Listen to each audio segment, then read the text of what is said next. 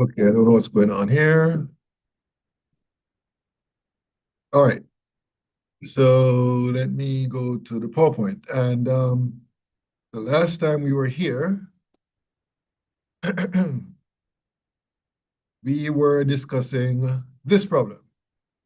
All right, so I'm going to move on to the next slide, which deals with, hold on a minute.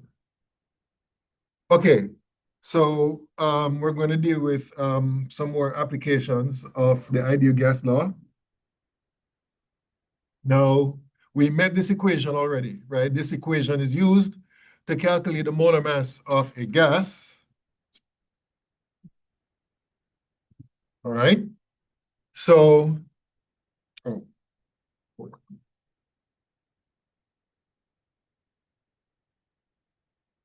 all right. So, we made this equation before, and just to remind you, basically, lowercase m is the mass in grams times R times the temperature in Kelvin, all divided by the pressure times the volume. That combination will give you the molar mass, right? Now, what you can do is get an expression for the density based on this equation. What you'd have to do is rearrange this equation so you end up with m over v, the mass in grams over the volume in liters, and that would be equal to mp over RT, right? So, of course, you should recognize that m over v is equal to the density, all right? So density, that formula is what we use to calculate the density of a gas, right?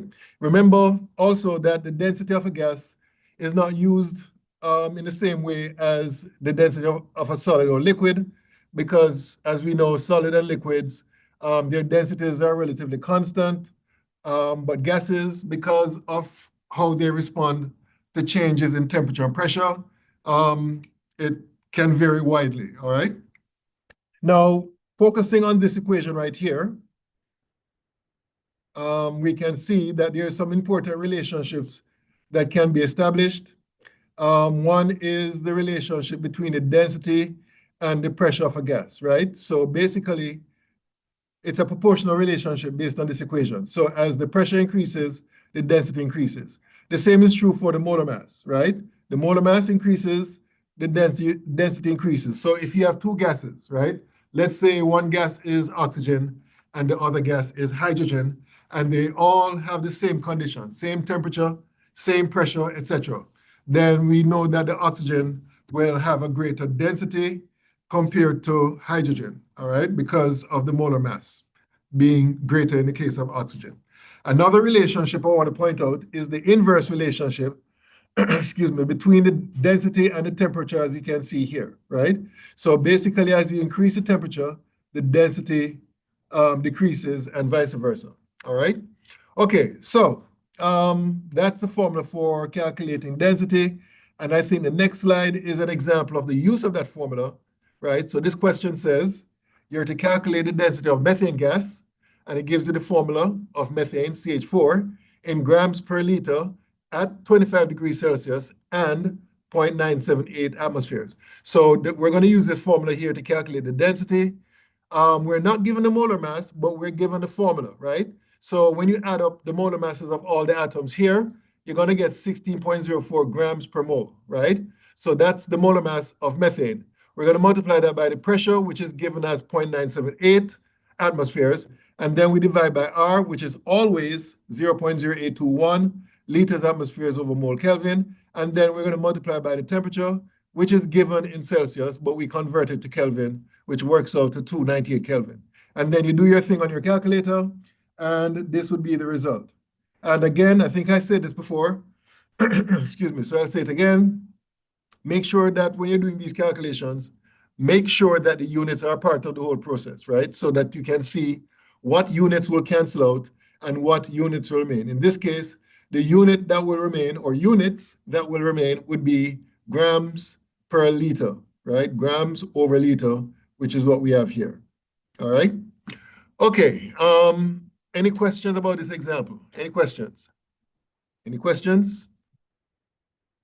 Any questions? Okay. So moving along, here's another example. In this case, the question is asking for the pressure. The question gave you the formula for the compound, for the gas, gave you the temperature, and gave you the density. So you're going to use the same equation here, but you need to find the pressure. So you have to rearrange this equation to find the pressure. So the pressure is going to be equal to dRT over M. And then we put the numbers in. D is the density, which is 1.50 grams per liter. R is, of course, the molar gas constant, multiplied by the temperature, which is 298. And then we divide by the molar mass. How do we get the molar mass? We look up the formula, or I should say the molar mass of oxygen in the periodic table and multiply by 2 since it exists as a diatomic molecule. And that number goes here, which will be 32.00 grams per mole.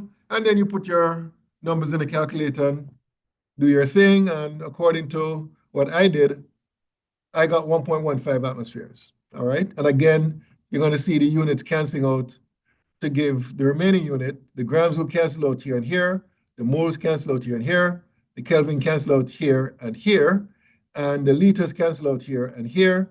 So the only unit that remains will be the atmosphere unit. All right. Okay. Any questions about this one? Any questions? Any questions?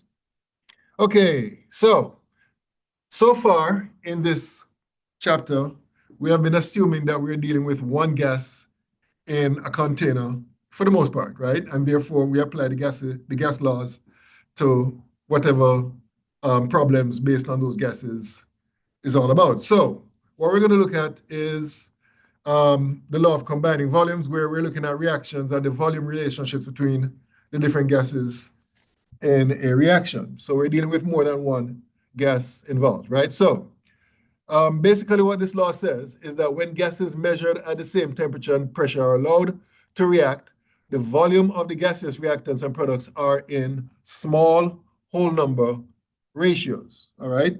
So what does that mean? Let's take the example of hydrogen reacting with oxygen to form water. I'm going to write the equation up here. H2 plus O2 to give H2O. Now, to balance this, we need a 2 here, and we need a 2 here. So we all know what this means, right? There are several ways of interpreting what we have here as the equation. We can say that 2 molecules of hydrogen will react with 1 molecule of oxygen to form 2 molecules of water. Or we can also say 2 moles of hydrogen will react with 1 mole of oxygen to form 2 moles of water, right? Well, it turns out that we can basically use this equation to express or interpret the volume ratios of these gases, right? Because these are all gases, right? Now, the thing is that if you're going to make those comparisons in terms of the volumes, you have to make sure that the temperature and the pressure for all the gases involved are the same, right? If that is true, then basically we can use the mole ratios to express the volume ratios of the different gases involved in the reaction as reactants and products. So for example, it says here, at a given temperature, and pressure, 2.00 liters of hydrogen will react with 1.00 liters of oxygen. And the question is, why is there a 2-to-1 ratio? And that's because the 2-to-1 ratio exists here between the hydrogen and the oxygen in the balance equation, all right? So the point I'm getting at here is that if the pressure and the temperature of all the gases are the same, then the volume ratios of the gases involved in the reaction would be the same as the mole ratios, all right? Here's another example, the reaction between nitrogen and hydrogen to form ammonia. So that equation is this right here, N2 plus H2 to give NH3. And to balance this, we're going to need 2 here and 3 here, all right? So in this case, the ratio mole-wise between nitrogen, hydrogen, and ammonia is 1 to 3 to 2. Now, in this particular example, what they have here is that 6.00 liters of hydrogen will react with 2.00 liters of nitrogen to form 4.00 liters of ammonia. And the question is, why is there a 6 to 2 to 4 ratio? And the answer is, of course, there is a 6 to 2 to 4 ratio between the ammonia, the nitrogen, and hydrogen, but that is equivalent to 3 to 1 to 2, which is what we have here, 3 to 1 to 2 mole ratios of the different substances. So the volume ratios and the mole ratios is going to be the same as long as I said before, the temperature and the pressure of all the gases are the same, all right? If the pressure and temperatures are different, then things become a bit more complicated, and that's what we're going to look at next. Now, one more thing I want to say here is that we do not need to know the actual conditions of the reaction in order to use this gas law, as long as the temperatures and pressures are all the same, all right? So, the question, you may be given a question where you're asked to find the volume of one substance based on the volume of another substance involved. You don't need a temperature in order for you to determine that calculation, as long as the temperature and pressure are the same for all the gases, all right? So this is a pictorial representation of the reaction I told you before, the reaction between hydrogen and oxygen. So we're assuming that the volumes of these flasks are the same. So therefore, in terms of the volume ratios, again, at a fixed temperature and pressure, in terms of the volume ratios, 2 volume units of hydrogen will react with 1 volume unit of oxygen to form 2 volume units of water, all right?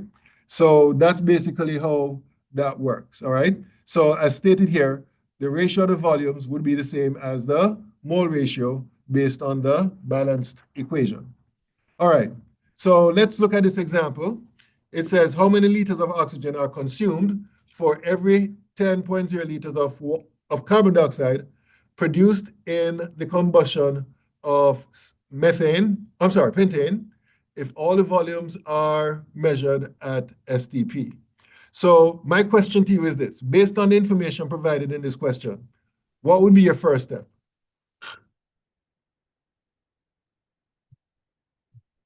What would be your first step? Very first step before you do anything else. Yes, sir. Write out a balanced equation. Okay, very good. So what would be the balanced equation in this case? Okay, follow. What would be the reactants in this case, based on the information provided? Pentane and oxygen. Exactly. So pentane and O2. And what would be the products?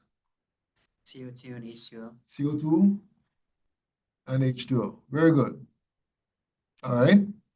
Now H2O could be a liquid or a gas. I'm going to put liquid here. All right. And then the next step is what? Balancing it. Balancing. Okay. How do you go about balancing it? I would probably put a 5 first on CO2 because of Okay. the carbon. What else? A 6 on H2O. Okay. What else?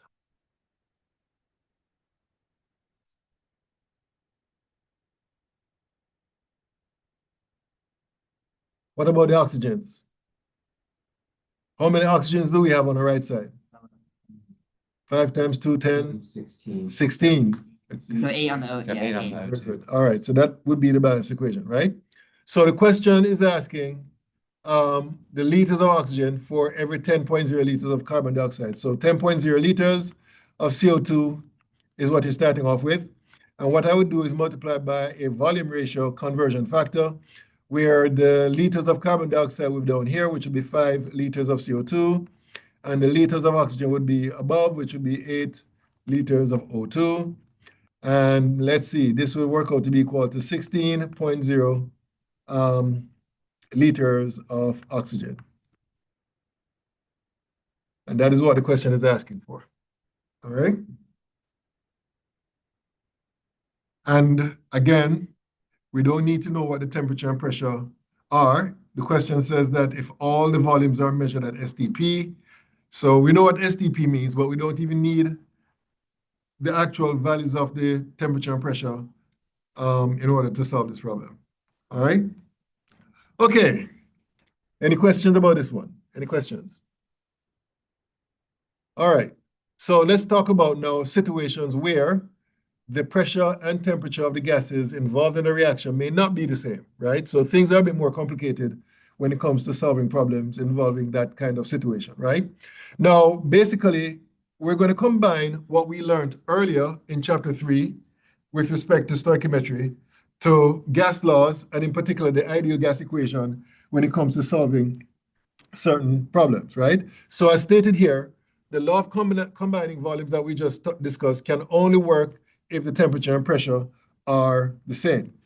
in different situations, we'd have to use the stoichiometric methods that we learned in chapter 3, and we're going to combine that with using the ideal gas equation to solve certain problems, right? So just to remind you of the important part of any stoichiometric problem, of course, it's important that you need a balanced equation, but in terms of how you actually do the math, you have to basically start off with the moles of one substance and then multiply it by a conversion factor which represents the relationship stoichiometrically between, in this case, B and A, and then that would give us the moles of substance B, right? So this is very key when it comes to stoichiometric problems and also when it comes to stoichiometric problems involving gases, right? So let's say, for example, A is a gas. What we would have to do first is find the number of moles of A, right? And then we'd, well, if you're dealing with a gas, of course, the ideal gas equation will come in. So that's how you find the number of moles of A.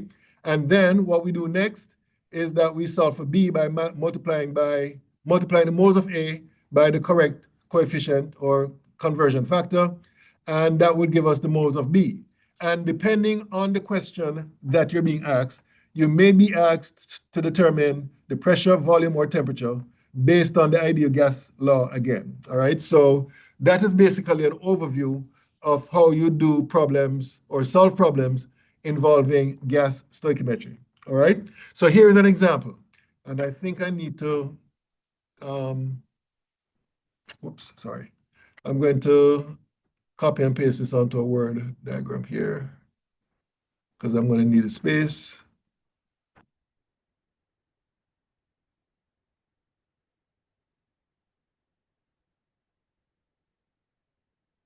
Okay, so let me paste it here.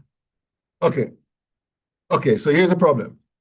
It says here in the chemical reaction used in the automotive airbag systems, nitrogen is produced by the decomposition of sodium azide at a somewhat elevated temperature. And let me just say here that last I checked, they're not using this anymore for production of airbags.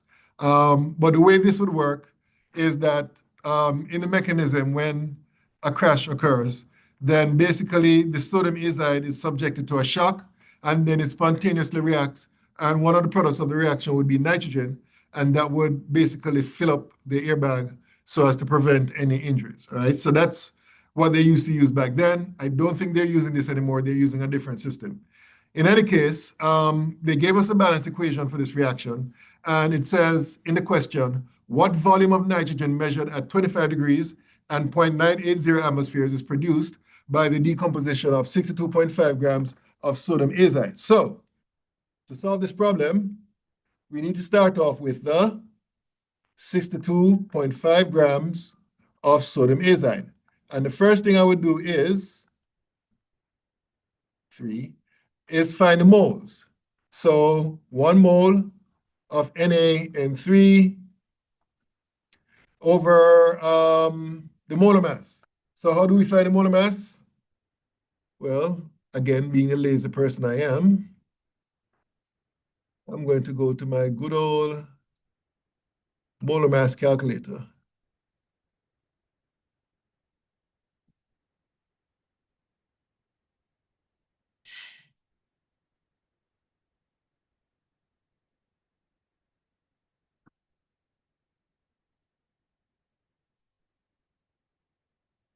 Okay, so NaN3. Okay, so according to my calculation, that's 65.01. So that goes down here, 65.01 grams of sodium azide. So this cancels out with that. The next step is we look at the mole ratio between the nitrogen and the sodium azide. And as you can see, that's a 3:2 mole ratio. So the way we're going to express this here is 3 moles of nitrogen above and 2 moles of sodium azide below. All right? So we do the calculation here.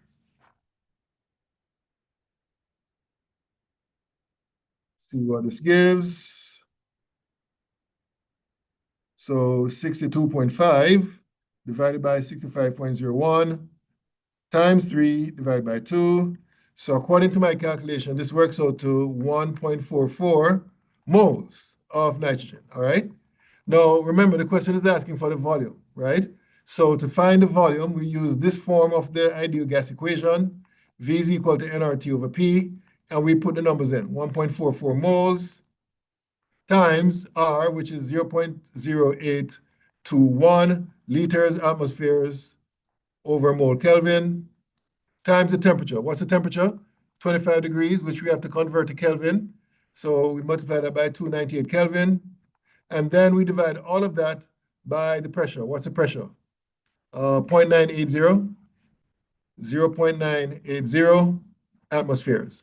So that's the setup. So 1.44 times 0.0821 times 298, and all divided by 0.980.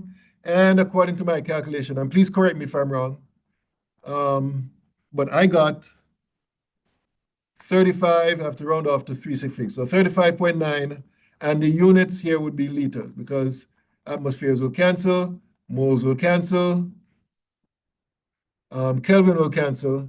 So the only unit remaining would be the liter unit. And that's how that is done. All right? Any questions about this one? Any questions? Any questions? Okay. So let me go back to the PowerPoint. All right. What's next? Okay. So now we're going to deal with another law, Dalton's law of partial pressures, right? So this is dealing with gaseous mixtures. So imagine that you have, well, imagine the air we breathe, right? The air we breathe is a mixture of gases. So Dalton's law will apply to a mixture such as that, right?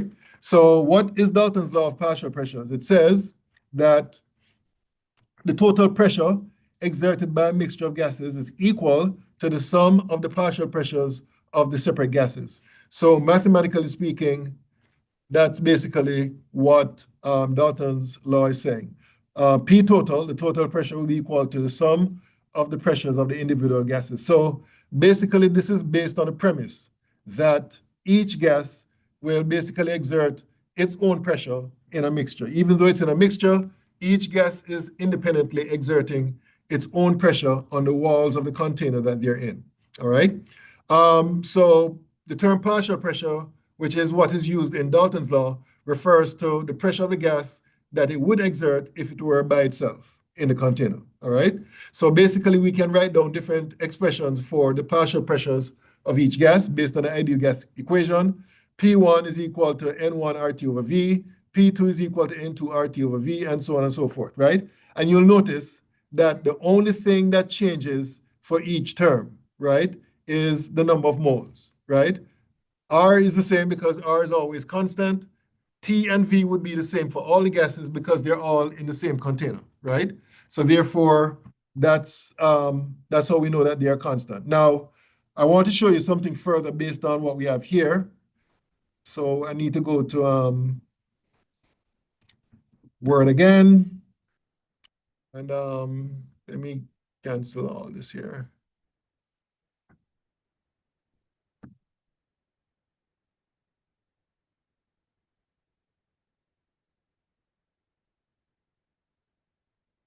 Okay, so as I said before, PT is equal to P1 plus P2 plus P3 all the way to plus Pn, right? Where N is the nth molecule. So as we said before, P is equal to nRT over V, nRT over V. So we can write down different expressions of this for each of these pressures, right? So that means for P1, that would be N1 RT over V. For P2, that would be N2 RT over V.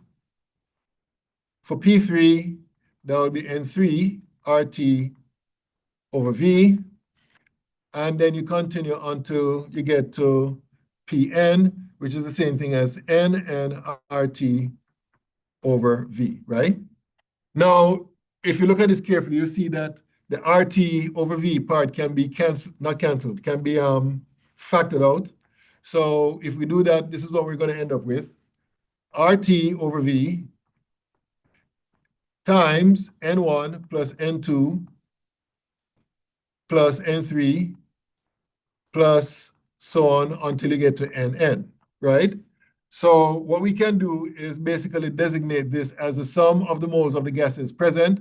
I'm just going to call that NT, right? So that results in this equation, NT RT over V, right? So that will be equal to PT, okay?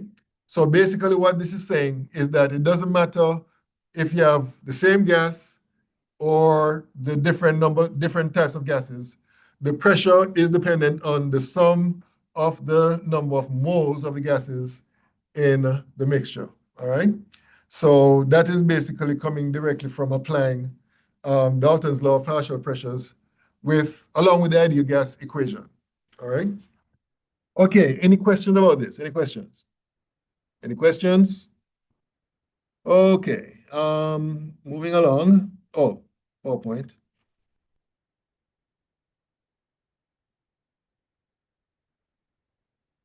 Okay, so here is an example. It says a 1.00 liter sample of air. Hold on 1 minute.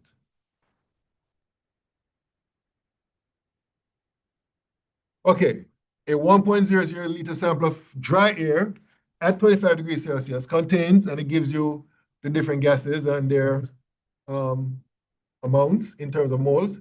So the question is asking for you to calculate the partial pressure of all the gases in the mixture and the total pressure. Now, remember, by definition, the partial pressure of a gas will be equal to let me not do it that way. Let's use the ideal gas equation. So P of a gas will be equal to the number of moles of the gas times RT over V, right? That's the equation we're going to use. So in this case here, I'm going to start off with the partial pressure of nitrogen. That will be equal to the number of moles of nitrogen, which is 0.0319 moles times R, which is 0.0821 liters atmospheres over mole Kelvin, times the temperature, which is 298 Kelvin, and not 25 degrees. You had 273 to 25, and that gives you the temperature in Kelvin. And then we divide by the volume, which is 1.00 liters, right? So let's see what that gives. 0.0319 times 0.0821 times 298 divided by 1. And according to my calculations, this works out to be equal to 0.780 atmospheres. And basically, we do the same thing for the other gases. The only difference is the number of moles in each case. So in the case of oxygen, that would be equal to 0.000381 moles. We got that from here, times R, which is 0.0821 liters atmospheres over mole Kelvin, times 298 Kelvin divided by 1.00 atmospheres. And let's see what that gives. Whoops. 0.000381 times 0.0821 times 298 divided by 1. So I got 0.771. You just calculated, I think, the moles of arsenic. I'm sorry? It says that's not O2, it's 0.00856 Oh, moles. my bad. AR, is that arsenic? No, that's argon. Argon. But yeah, thank you very much for pointing that out. I made a mistake here. This should not be that number for oxygen. The number should be this right here.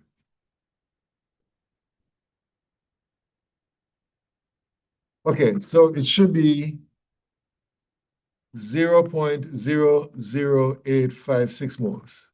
So let's see what that gives. 0.00856 times 0.0821 times 298. And according to my calculation, that gives 0.209 atmospheres. And we get to argon, and this would be 0.000381 moles times 0.0821 moles per liter, not moles per liter, I'm sorry. Liters atmospheres per mole Kelvin. That's what I meant to say.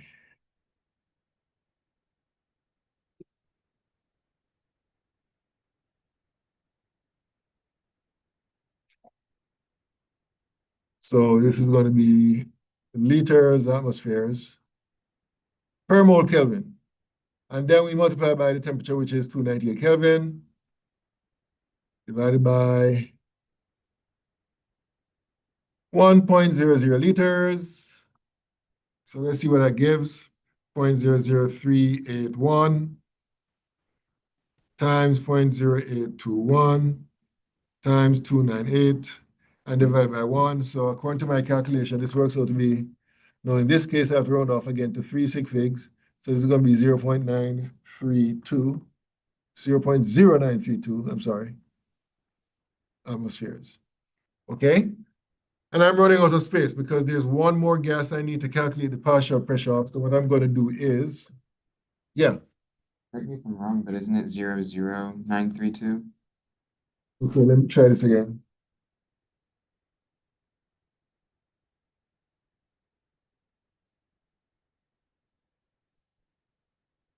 Yeah, you're right.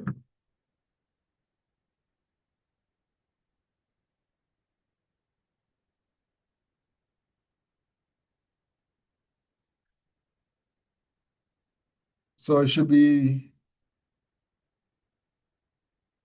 0.00932. And again, this will be atmospheres. Okay, so what I'm going to do is I'm going to erase the top part to do the other calculation. In fact, you know what? I was too hasty in doing that. Let me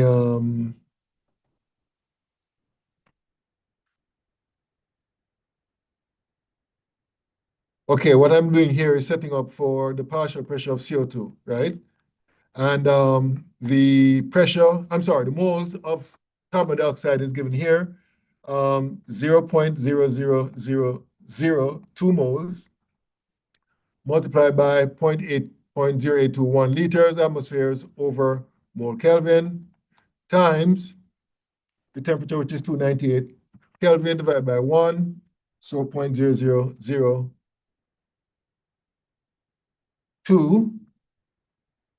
multiplied by 0.0821 times 298 divided by 1. So according to my calculation, this is even a smaller number.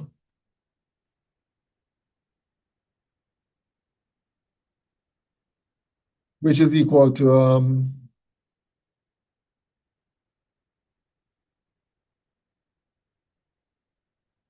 0.000489. Yeah, that's what I got. Well, is it just Well, you have to round off to one one sig sig fig. fig, Right, yeah, so exactly. You have to- 0.005? Yeah, you have to round off to one sig fig. So 0.005 atmospheres, all right? And that's basically calculating the partial pressure of each gas. And the question is also asking for you to calculate the total pressure. To get the total pressure, all you have to do is add up all the pressures of the gases that we just calculated. Let me, 0 point, it's 3 zeros after the decimal, right? for which one? The CO2. 1, 2.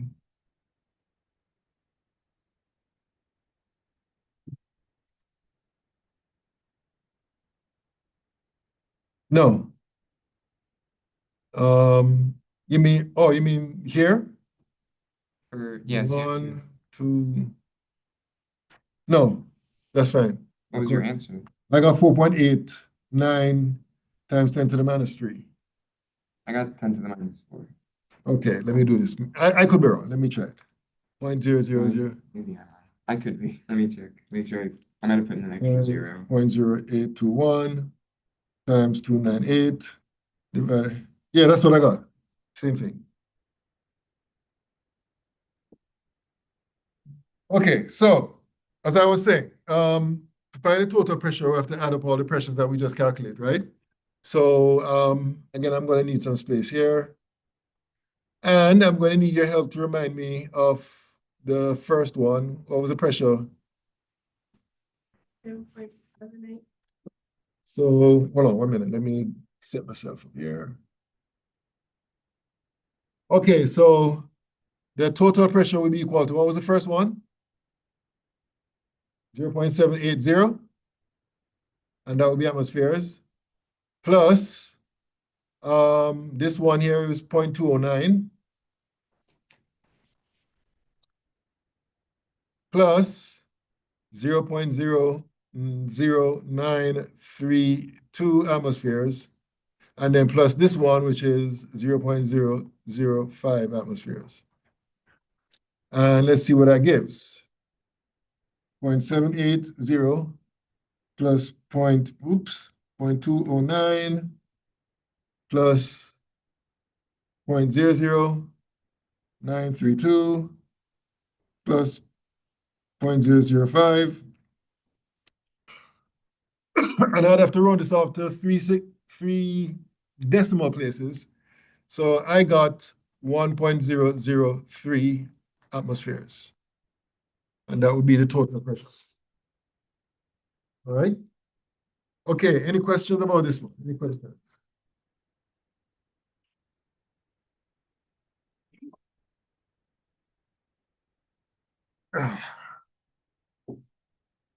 Okay. Continuing. So this is just illustrating the Dalton's law of partial pressure. Remember, the law says that the total pressure of a mixture of gases is equal to the sum of the individual pressures of the gases in the mixture. So here we have to the left, the two jars in the left, one containing hydrogen at 20 degrees Celsius, and the volume is 5 liters. The other one contains helium, right? And the temperature and volume is given as well, right? And they also gave you the pressure exerted by each gas. So in the case of hydrogen, the pressure is 2.98 atmospheres. In the case of helium, the pressure is 7.2 atmospheres. So if you mix the gases under the same conditions, what's going to happen? The pressure, total pressure would increase, and you can easily calculate that by simply adding the 7.2 to the 2.9, right? And that will give you the 10.1 atmosphere, which is the total pressure. And that's basically what Dalton's law of partial pressure is all about, all right? They did some calculation here in terms of the moles of the gases, total in the mixture, and if you plug those numbers into the formula along with the volume and the temperature, you're going to get the total pressure being equal to 10.1 atmospheres, all right? So here's a question for you. It says, what would be the total pressure if 0.90 moles of nitrogen were mixed with the gaseous mixture in C? So basically what you're going to do is add 0.90 moles of nitrogen to the total mole value of the gases in the mixture, and that would be equal to 3.00 moles, right? And then to calculate the pressure would be nRT over V, and N would be equal to 3.00 moles times R, which is 0.0821 liters, atmospheres. You know what? Let me stop struggling with this here.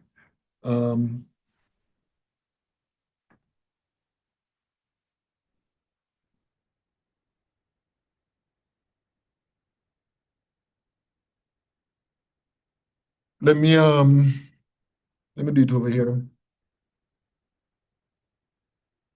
Okay, so as I was saying, to find the total pressure of that mixture, that will equal to the number of moles total, which is 3.00 moles, times R, which is 0.0821 liters atmospheres over mole Kelvin, times the temperature, which is 20 degrees, which will be the same thing as 293 Kelvin.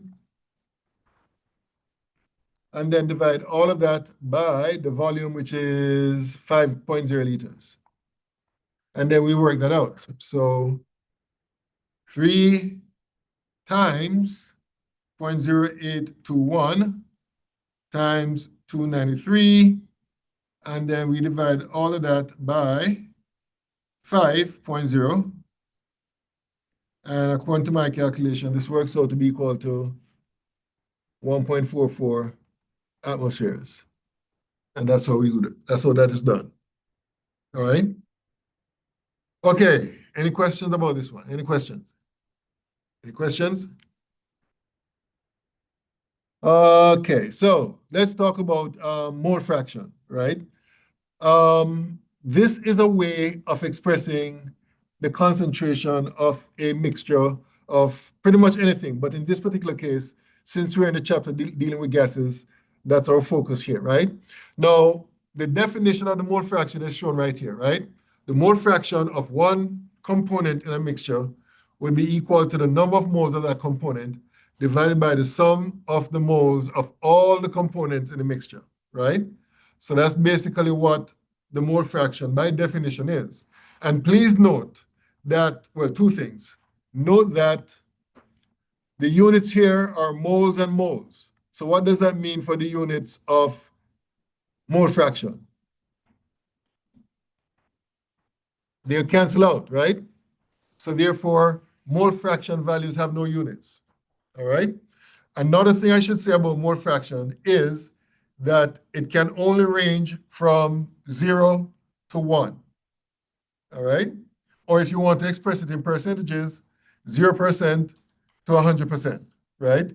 So you cannot get a mole fraction below 0. You cannot get a mole fraction above 100, right? 0 means that there's no substance present or that particular solute is not present. 100 means that everything that's present there is a solute, right? So no solution, right? So that's basically what the mole fraction is all about. Now, we can relate this to pressure because we know that there's a direct relationship between pressure and volume. Because of that, we can express the mole fraction in this way, right? If you have a mixture of gases, then the pressure of gas one, the mole fraction of gas one would be equal to the pressure of gas one divided by the total pressure of the mixture. So that's another way of calculating the mole fraction. The first way is the actual definition of mole fraction, but the one involving pressures or the equation involving pressures can be used as well when it comes to mole fraction calculation, all right? Okay, so let's look at this particular example. It says, it gives you the percentages of each gas by volume. And the question is asking, what is the partial pressure of the gases in a sample of air at 1.00 atmospheres. This is very easy because all you have to do is this. Let's deal with the nitrogen first. The partial pressure of nitrogen will be equal to, and I'm going to express this as a decimal number, 0.7808 times the total pressure, which is 1.0. Can't forget the units. Sorry. Can't forget the units.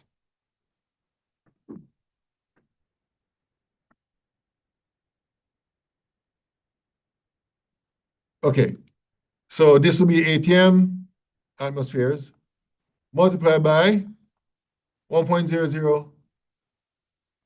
Oh, my bad. This should not be, this has no units. The atmosphere should be here. My bad. All right. So this works out to be equal to 0.7870. I'm sorry, 7808.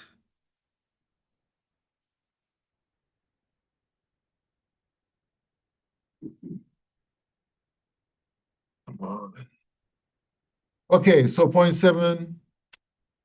Seriously? Okay. So this should be 0.7808 atmospheres. And you do the same calculation for the others.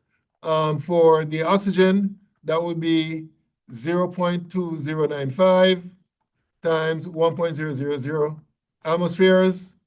So this works out to be 0.2095 atmospheres.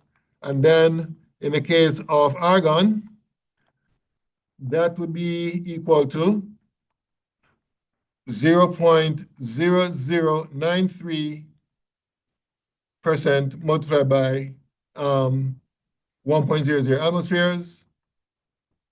So this works out to be equal to 0.0093 atmospheres. And then the last one is carbon dioxide, which is, okay, so that's 0.0004 times 1.000 atmospheres, and that would be equal to 0.0004 atmospheres. And that's basically how that is done. All right. And what I would do if I were you, if I was faced with a question like this, I would do a quick check to make sure that all of this add up to 1 atmosphere, which it will, so I won't go through that, but you can try that on your own. All right. Okay, any questions about this example? Any questions? Any questions out there in Zoom? Okay. What time is it? Okay. Some situations where we make a gas in lab, it would be relatively convenient for us to collect that gas over water, right? But this will not work for all gases, right? There are some gases that will dissolve in water. So I'm talking about a gas like hydrogen chloride or a gas like ammonia, right? Those gases will easily dissolve in water. So therefore, we do not use this method for collecting those gases, all right?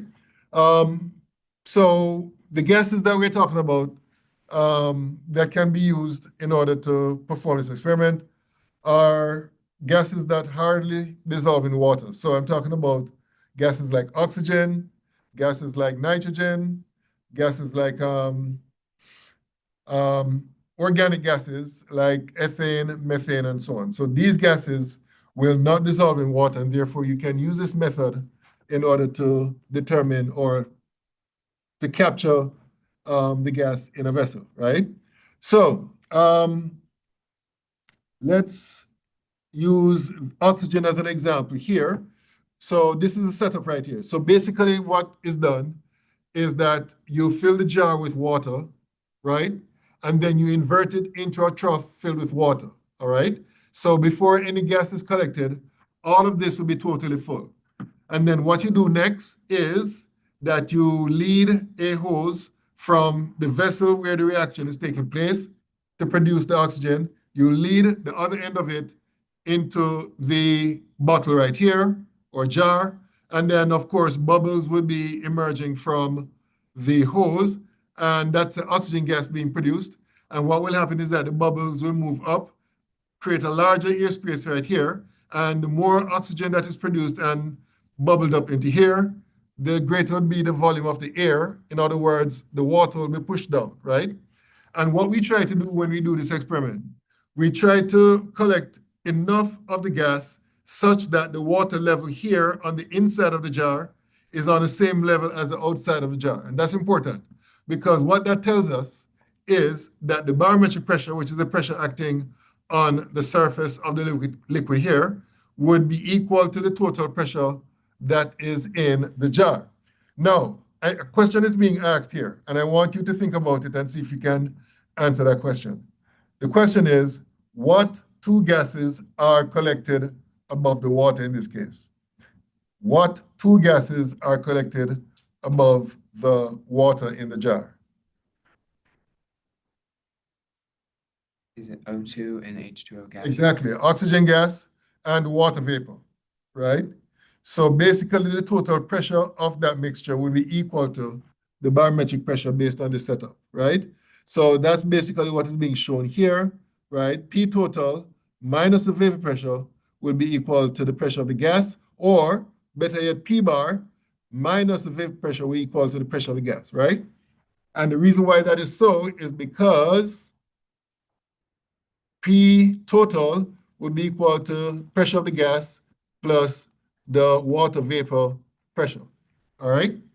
So that's how we calculate the pressure of the gas being collected right here. That would be equal to the difference between the barometric pressure and the water vapor pressure, all right? So that's P gas, right? Now, let me just say that in actual practice, you can determine the barometric pressure by simply reading the barometer, right? That will give you the atmospheric pressure. And the vapor pressure of water now is a bit more challenging, but you can get that because there are actually tables that have been published, which gives you different temperatures and the water vapor pressure associated with that, right? So you'd have to consult that table and put that number here in order for you to calculate the pressure of the gas. Now, let's look at this example. And again, I need some more space, so let me copy and paste this. Okay. And let me go to Word.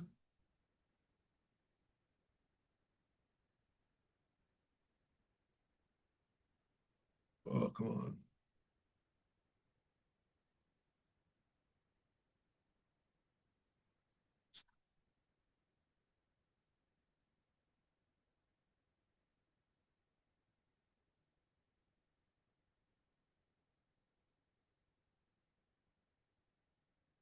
Oops.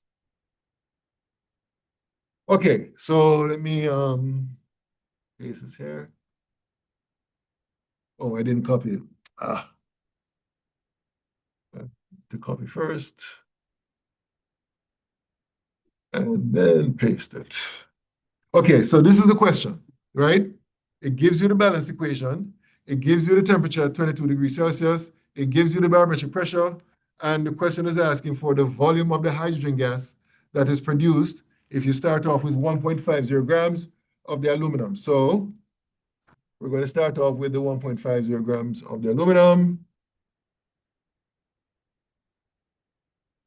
And then we're going to convert that to moles. So 1 mole of aluminum above. And the molar mass of aluminum. What's the molar mass of aluminum? AL. 26.98. Okay, so going back to the Word document. 26.98 grams of aluminum. And then we do the mole ratio between the aluminum and the hydrogen, right? So that would be 3 moles of hydrogen above and 2 moles of aluminum below, all right?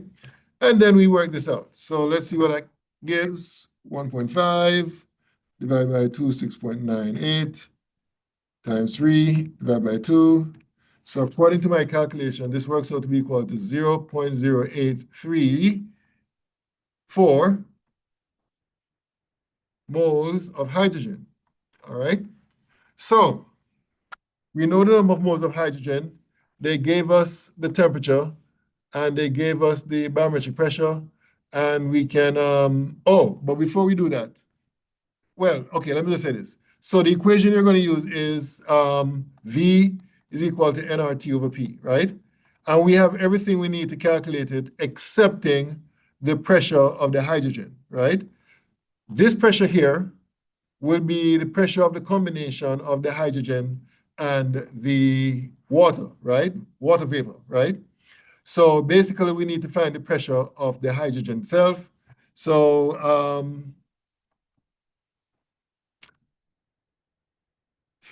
okay, we need to find, and this should have been provided in this question. We need to find the water vapor pressure at 22 degrees. So let me go back to, well, not go back, go to here. Hold on 1 minute.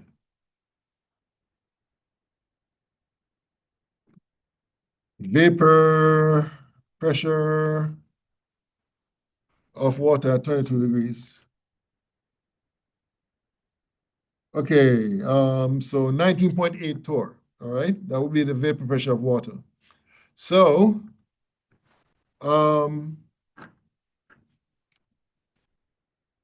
pH2O would be equal to 19.8 torr or millimeter mercury,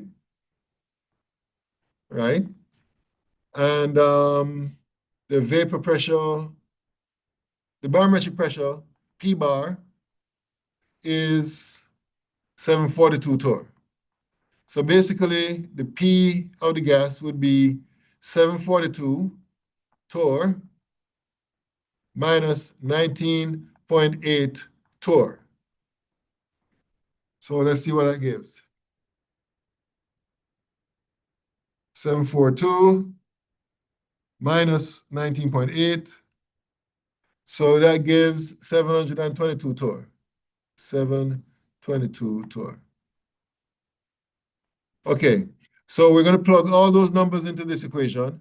The number of moles, which is 0.0834 moles, times R, which is 0.0821 liters atmospheres over mole Kelvin, times the temperature. What's the temperature? 295, hold on. Yeah, 295 Kelvin. And then we divide all of that by the pressure. The pressure we're going to use is the 722 atmospheres. Okay, so let's see what that gives. 0.0834 times 0.0821 times 298, and then divide this by 722. Oh, one more thing I should say here. I made a big mistake. I said torr here, and I said atmosphere here. What we need to do is convert from torr to atmosphere. So let me erase this here. And let me multiply this by 1 atmosphere over 760 millimeter. Yeah, 760 millimeters mercury. And this is 760 millimeters mercury for the 722. So this goes with that. Atmospheres goes with that. Kelvin goes with that. Mole goes with that. Okay, let me do this over. So 0.0834 times 0.0821 times 295, and then divide that by 722 divided by 760. And according to my calculation, this works out to be equal to 213, and the units will be liters. All right? I'm sorry, 2.13, and the units would be in liters. All right? Okay, any questions about this example? Any questions? Any questions? All right. Next slide.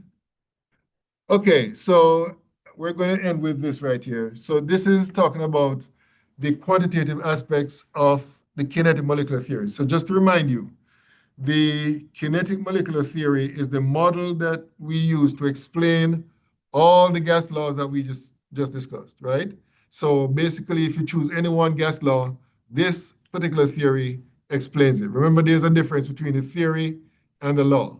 The law basically just states what is observed consistently by nature, and the theory is a model that is used to explain the law. So these are two different things. So this is basically the principal assumptions associated with the kinetic molecular theory. The first one is that gases are made up of very tiny molecules or atoms, which are always moving. They're high energy particles, and they will basically behave in the way described here, random and in straight line motion. The second assumption is that molecules of a gas are far apart, and therefore the gas is mostly empty space. The third assumption is that there are no intermolecular forces that exist between the gas particles. All right? The only force that they will exist or will experience is if they collide with each other or they collide with the walls of the container. All right? The fourth assumption is that individual molecules may gain or lose energy as a result of collisions, but the total energy remains constant. So what this is saying is that if you have two particles moving and before impact, they have a certain amount of energy. When they impact, then energy will be transferred from one particle to the other. So one particle will have less energy, the other particle will have more energy, but the total amount of energy remains the same, all right? I think the term in physics they use to describe these kind of collisions, I think in physics they call it elastic collisions, right? Basically what it means is what we just said, energy is not changed upon collision of the particles. Okay, so as a result of what we just outlined, some people did some theoretical work and came up with this particular equation. Now, let me just say that you do not need to memorize this equation because I don't anticipate you using it.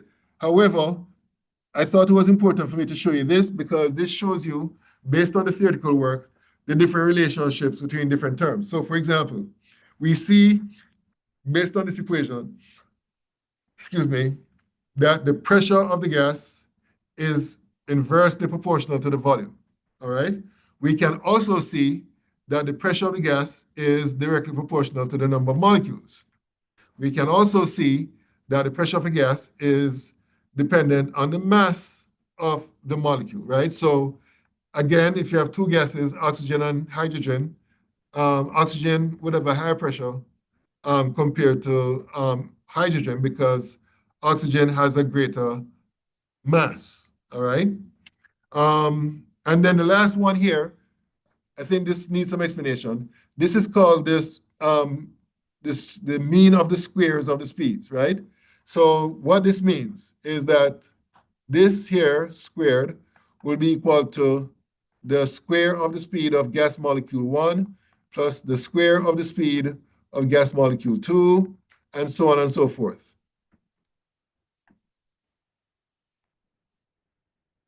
And onto the nth molecule, UN raised to the n, right? And then we divide, can't forget this, we divide all of this by n, right? So basically, it's the sum of the squares of the speeds of the molecules divided by the number of molecules. So that's what this is, right here, all right? And what that shows, again, relating it to pressure, it shows that there is a situation where the greater the speed of the molecules, the greater, the greater the pressure that is exerted by the gas molecules, all right? So the heavier gases will exert a greater pressure compared to the lighter gases, provided that everything else is the same, all right? Okay, so another equation I need to show you, again, you don't need to memorize this, is the relationship between the average kinetic energy and the temperature, right? So again, based on the equation that we just looked at, we can actually derive this equation here.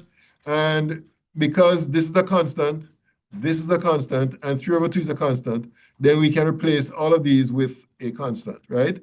So I think that's what was done here. Okay, so the result is the kinetic energy, the average kinetic energy is equal to a constant multiplied by the temperature. So what that means is that as you increase the temperature, then the average kinetic energy will increase proportionally, right? Again, the temperature must be in Kelvin, right? In all of these equations here, the temperature would have to be in Kelvin. Okay, so let me talk about molecular speeds. You know what? Let me stop here. What time is it? Okay, I'll stop here for today because this topic is a bit involved, all right? So I'll leave that for next class. Now, let me just say this. Based on what we have covered so far, you should now be able to do, and I keep forgetting to bring the assignment number 5. So I think I published it.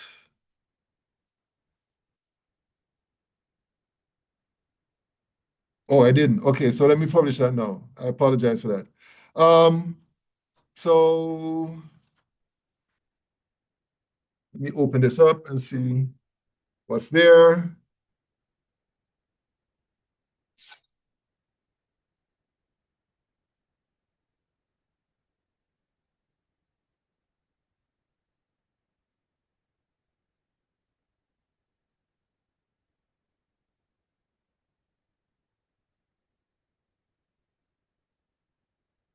Okay, so you should be able to do all questions up to and including question number 12. All right? So just to let you know what I'm planning to do next class. So you try these problems on your own. And then what will happen is that I will come to class on Wednesday, Wednesday, to hear what you have to say about these questions. If you have any difficulty with any of them, we're going to look at that, all right? And then we'll continue our class. So try to do questions 1 through 12, and let's discuss it in class. I won't be setting up a Dropbox quite yet because I want to make sure that we're finished with this first before we start submitting assignments, all right? So that's basically it. Unless there are any questions, that's pretty much it for today. Oh, somebody has a question online. Okay, so somebody's asking what chapters the next test will cover. And the answer is all chapters from 3 to 5.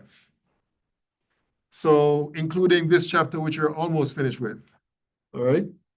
So chapters 3 to 5 will be what the test will cover. When are you planning on holding the next test? The week of the 17th, which is week after next. So in your case, that will be week after next Friday. 2 weeks. 2 weeks from now. Okay. Yeah. Do you know if you're holding it on the 15th or the 17th yet? The 17th. The 17th? Yeah. Okay. All right. Any other questions? Okay. Okay, no more questions from the group chat. So yeah, that's it for today, folks. When is chapter 5 homework due?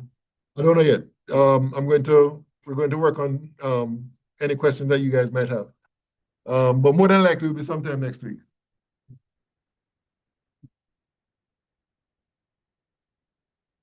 So because of my work. Oh, by the way, let me let me see who came in late.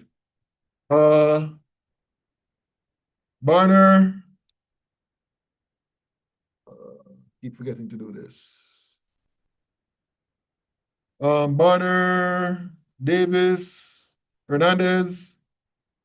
I thought I saw Hernandez. He was here, right? The Hispanic guy who was behind him. Osorio, Fan, I got Pilgrimer, Randley, Yeah.